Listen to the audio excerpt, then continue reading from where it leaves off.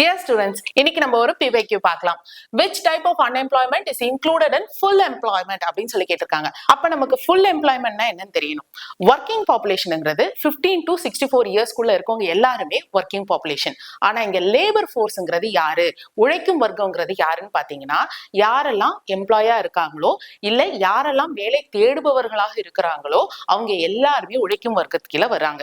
அப்ப அவங்களுக்கான வேலை வாய்ப்பு இயல்பாகவே கிடைக்கக்கூடிய ஒரு சூழல் தான் என்னன்னா ஃபுல் எம்ப்ளாய்மெண்ட் அப்படின்னு சொல்லுவாங்க. இதுல ஹோம் மேக்கர்ஸோ இல்ல வேலை செய்யறதுக்கான எந்த விதமான விருப்பம் இல்லாதவர்களோ பிசிக்கலி அண்ட் மென்டலி ரிட்டார்டட் பர்சனோ இதுல வரமாட்டாங்க. அப்ப ஃபுல் எம்ப்ளாய்மெண்ட்ங்கிறது ஜீரோ அன்எம்ப்ளாய்மெண்ட் கிடையாது, குறைந்தபட்ச வேலையின்மை அப்படின்னு சொல்லலாம். அப்ப இதுக்கான ஆன்சர் என்னன்னு பாத்தீங்கன்னா, மறைமுக வேலையின்மை அப்படிங்கிறது வேலைக்கு தேவையான ஆட்களை விட அதிகமாக இருக்கிறது தான் மறைமுக வேலையின்மை. இதே ஸ்ட்ரக்சரல் அன்எம்ப்ளாய்மெண்ட், கட்டமைப்பு வேலையின்மை அப்படிங்கிறது என்னன்னா, டேப் ரெக்கார்டு, ரேடியோ இதெல்லாம் பயன்படுத்திட்டு இருந்தோம். ஆனா ஸ்மார்ட் போன் வந்த உடனே அதை ஷிஃப்ட் பண்ணிட்டோம் இல்லைங்களா, அதுக்கு பேரு தான் கட்டமைப்பு வேலையின்மை அப்படின்னு சொல்லுவாங்க.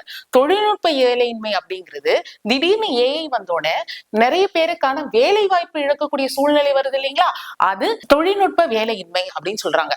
ஃபிரிக்ஷனல் அன்எம்ப்ளாய்மெண்ட்ங்கிறது தற்காலிக வேலையின்மை.